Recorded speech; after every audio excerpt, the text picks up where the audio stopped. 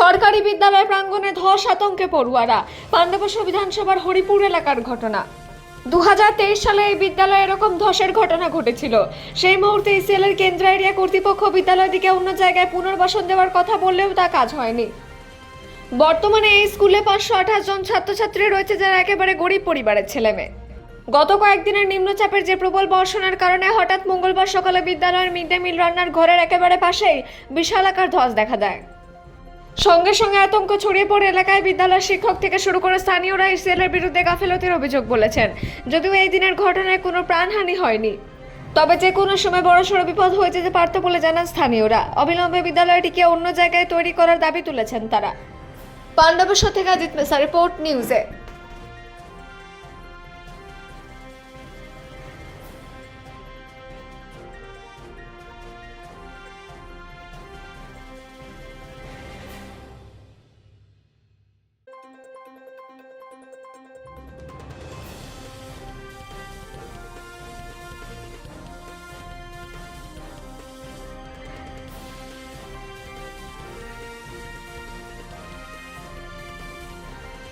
আমাদের এই স্কুলটা হচ্ছে না। এর আগে আমাদের গ্রামের প্রতি বছরই গ্রামের আশেপাশে ধস হয়ে যায়। ইসিএল আসে, ইসিএল একবার করে মাটি ফিল করে চলে যায়। এবং 2023 সাল থেকে আমরা ইসিএলকে বলেছিলাম যে স্কুলের অবস্থা খুব ভালো নয়। গ্রামবাসীরাও খুব সবসময় উৎকণ্ঠায় থাকে যে এই বর্ষার সময় রাতে কোন বাড়িটা বসে যাবে, কারণ গ্রামের ভেতরেও একটা ধস হয়েছিল, হাটের পাড়াতেও একটা বিরাট ধস হয়েছিল, এটা সবাই জানে। এরপরে এই দিকে ধস হতে শুরু করেছে। আমরা 2023 সালের থেকে আমরা ইসিএলের কাছে দাবি রেখেছিলাম। সেই সময় ইসিএলের কেন্দ্র এরিয়ার জেনারেল ম্যানেজার এজেন্ট ছোড়াও সিপি ওনারা আমাদেরকে বলেছিলেন আমাদের নোটশিট সাতকুড়িয়া চলে গেছে, আমরা 6 মাসের মধ্যে আপনাদের এই স্কুল বিল্ডিংটা ওই রোড সাইডে যেখানে আপনার অ্যাবান্ডেন্ট হিন্দি হাই স্কুলটা ছিল সেই স্কুলটা ভেঙে ওইখানে আমরা নতুন বিল্ডিং বানিয়ে দেবো। আমাদেরকে এইভাবে বারবার প্রতিশ্রুতি দেয়। এরপর আমরা জিএম অফিসে মিটিং করেছিলাম, বিডিও অফিসে মিটিং করেছিলাম। সেই সময় পুরাতন সরকার ছিল, কিন্তু এখনও পর্যন্ত আমরা ইসিএলের তরফ থেকে হোক বা পুরাতন সরকারের তরফ থেকে হোক স্থায়ী কোনো সমাধান পাইনি। এখন আমাদের এখানে নতুন সরকার এসছে, আমি নতুন সরকারকে আবেদন করব যাতে আমাদের এই গ্রামের যে সমস্যা, আমাদের টোটাল গ্রাম এখন ভয়াবহ অবস্থার মধ্যে আছে এবং এই গ্রামের সম্পূর্ণ পুনর্বাসনের ব্যবস্থা যদি করা হয়। আপনাদের কাছে কি ইসিএল এর আধিকারিকরা এখন এসছে?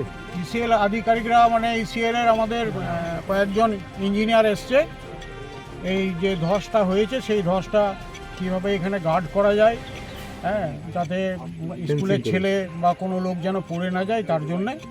কিন্তু আমাদের এজেন্ট বা জিএম সাহেবের তরফ থেকে তারা ওখানে অফিসে বসেই কথা বলছে, তারা স্পটে আসেনি। কি নাম আপনার? আমার নাম কিশোর মণ্ডল, আমি এই স্কুলের প্রেসিডেন্ট। 23 সালে আমাদের প্রথম ধসটা হয়। মিড ডে মিলের রান্নার যেখানে ছেলেরা খায় সেই সেখানে ধসটা নেমেছিল এবং তখন প্রায় 150 ফুট মতো ছিল, জলও ছিল অনেক, হ্যাঁ আপনারা জানেন হয়তো।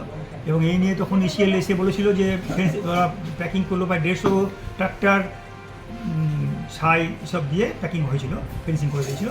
তারপরে গ্রামের লোকে সমস্ত কমিটি দিয়ে এলে এই সবাইকে নিয়ে সিদ্ধান্ত হলো যে আমাদের স্কুলটা একটা ওই আপনার পুরনো ওই সেলেরই জায়গা প্যাকিং করা ছিল, ওখানে এই বিল্ডিংটা করে দেওয়া হোক। আমরা তাহলে 1 বছরের মধ্যে করে দিই, আমরা তাহলে এখন প্রেম করে কোথাও শিফট করে নিচ্ছি। কত ছাত্রছাত্রী আছে? আমার কত বয়স ছিল এখন আমার 143 143 5 to 8 5 to 8 এটা এমএসকে তো এটা 5 to 8 হয়। তো আপনার কথা হয়েছিল নিয়ে ওরা এস্টিমেট দেওয়া হলো, সব কিছু করলো, ওরা প্ল্যান ট্যান করে রেডি করে ওই ইঞ্জিনিয়ার এসছে, বলছে আমরা প্ল্যান জমা করে দিয়েছি, কিন্তু তারপরে কোনো কারণে ওরা চাওয়া করে দেয়। স্কুল চালাতে চালাতে এবারে আমাকে বরংবার চাপ দিচ্ছে ওরা, আপনার খাসকেন্দ্রে চিফট করুন। খাসকেন্দ্রা জামুরিয়া ব্লকে পড়ছে, আমার পাণ্ডবস্য ব্লকে, অফিসিয়ালি করতে পারি না আমরা। 1 নম্বর। 2 নম্বর, আমার এখানে ছেলেরা লোকাল গরিব ছেলে মেয়ে, তারা মেন রোড ক্রস করে যেতে ভয় পাচ্ছে, তাদের পয়সা দিয়ে খরচ করে যাওয়ার ক্ষমতা নেই। আমি এগুলো লিখলাম যে এগুলো আপনি আমাকে অ্যাসিওর করুন যে বিল্ডিং করছেন, তবু তো আমি তাদের কোথাও পারমানেন্ট টেম্পোরারি শিফট করতে পারি। আপনি আমাকে অ্যাসিওর দিচ্ছেন না যে আমি বিল্ডিং করে দেবো, তাহলে আমরা কী করে এত অ্যাসেট নিয়ে যাবো?